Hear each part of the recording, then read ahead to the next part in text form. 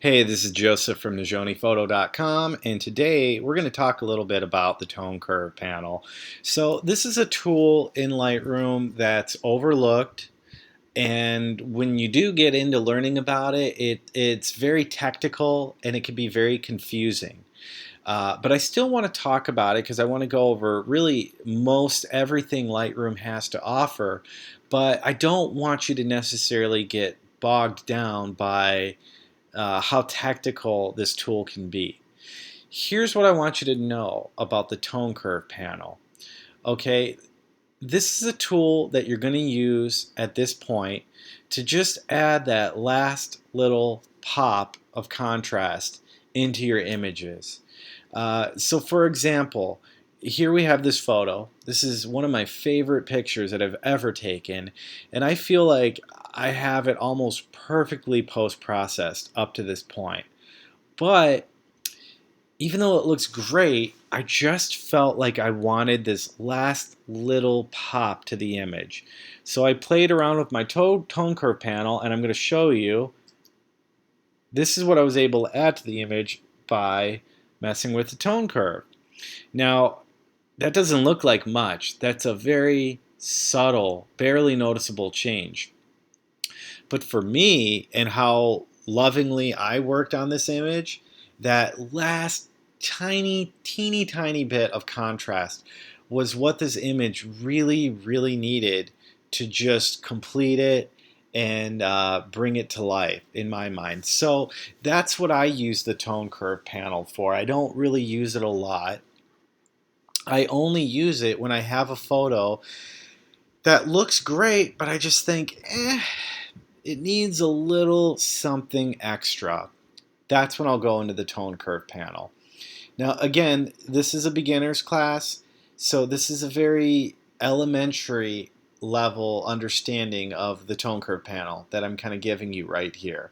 So just understand that once you've gotten a little more used to Lightroom and you're ready to expand your knowledge, look a little deeper into this tool, because it's very powerful and there's a lot more to know about it to really utilize its full benefits.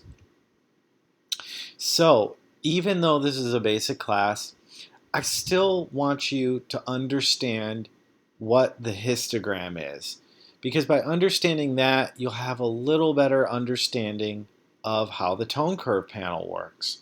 So let's take a look at our histogram. It's up here. We can open and close this really easily. What the histogram is, just a very simple explanation of it, is the histogram is pretty much showing our tones through our image. And the way I like to think about it is the histogram is an objective way to see how well exposed our photo is. And here's what I mean by that. Okay, let's say, here's our image, okay? Let's say we want to mess around with our exposure. I want you to look at the histogram right now, pay attention to it, and I'm going to overexpose my image. You ready? Let's do it. Okay, I'm going to overexpose. Now look what's happening to that histogram. See that? This histogram is kind of squishing itself all the way to the right. Okay, now let's do the opposite. Let's underexpose the image. Oh, you see that? See what's happening there? Now it's squishing all the way to the left. Why is it doing that? Well, here's a real simple explanation. Again, the histogram is showing us our tones and our exposure through the image. Here's all you need to know about a histogram. The left side of a histogram shows us when our image is underexposed. The right side of the histogram shows us when our image is overexposed.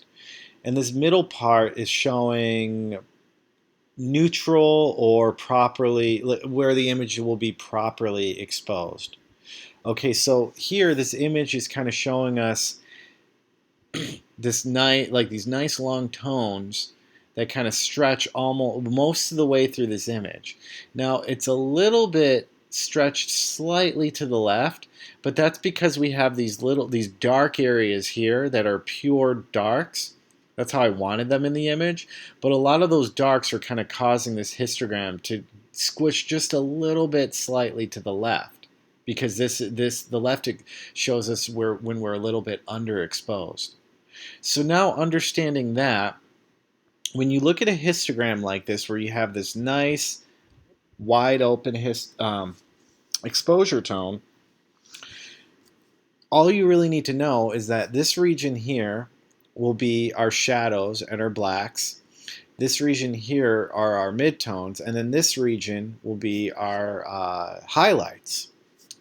So that's all you need to know for now.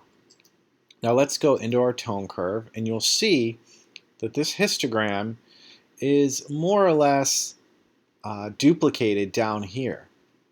And you can see that if we hover our mouse over this histogram, you see it's saying, oh, this is our shadows right here. These are our darks, darks and lights right here. These are our midtones. And then our highlights are, well, our highlights are kind of out of the way here. But more or less, we're going to have our highlights here, midtones, and darks.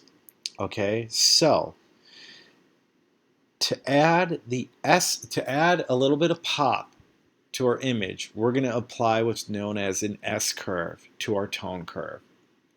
And this is all it means. To apply an S-curve, you're going to find the general area where your highlights are going to be. We'll say right about here, and you're going to brighten that a little bit. Now to brighten it, you're going to click on this area, and in a histogram, you're going to drag up to brighten and drag down to underexpose. Okay? So we're going to brighten our highlights just a little bit, not that far, maybe like that. Then we're going to find the general area of our shadows, and we're going to darken those. Now, this is what happens when we drag down our shadows and drag up our highlights. We create a little S-curve here, and that's what we call it, is an S-curve when we add that pop to our image. So now that we've done that, let's look at a before and an after. That looks really great, but let's say I'm thinking that's a little bit too much. I would like it if I could back up on this effect just a little bit. Well, here's a really easy way to do that. If you've gone a little bit too far, you could restart by right-clicking and hitting Reset All, or you can double tap all of these sliders, because we know this. If we double tap the name of these sliders, it will reset them back to 0. But if we just want to, if we do that, like, we're going to have to pretty much reset our settings again, and it can be a little tricky doing this, especially when you're not really familiar with playing around with the tone curves. So if all we're trying to do is back up a little bit on our effect, here's a really easy way to do it. Find the settings that you've made and compensate for them a little bit. So if we know that we've gone from 0 to plus 19 on our lights, we can compensate by decreasing our lights. So let's say we want to decrease this by 5. We'll highlight this number, and then we'll tap the down arrow. 1, 2, 3, 4, 5. Okay, and now we've decreased this value from our lights. Now again, we've gone from 0 to negative 15 on our darks, so to compensate for that, we'll increase by 5. 1, 2, 3, 4, 5. And now let's look at the before and the after. And that looks a lot better. That looks beautiful. I love that. So there you have it. That's an S-curve that we've added to our photo. Let's look at a couple more examples. Okay, here we have our finished image. It looks great. There's a lot of nice contrast to this, but I want to add just a little bit more. All right, let's find the peak of our highlights, this area right around here, maybe right here, and we're going to increase it. And we're going to find the peak of our darks, and we're going to decrease it. And then there's that nice little S-curve. before and an after. Again, I went a little bit too far, so let's compensate for that. We'll go down by 5 again. 1, 2, 3, 4, 5. 1, 2, 3, 4, 5. Maybe a little bit. Let's go up by another 5. 1, 2, 3, 4, 5. Compensate by another 5, I mean. So we're going to go down by 5 here. 1, 2, 3, 4, 5. Okay, now let's look at the before and the after. A very slight, almost unnoticeable difference there, but still worth it. Still adding that last little pop to our image.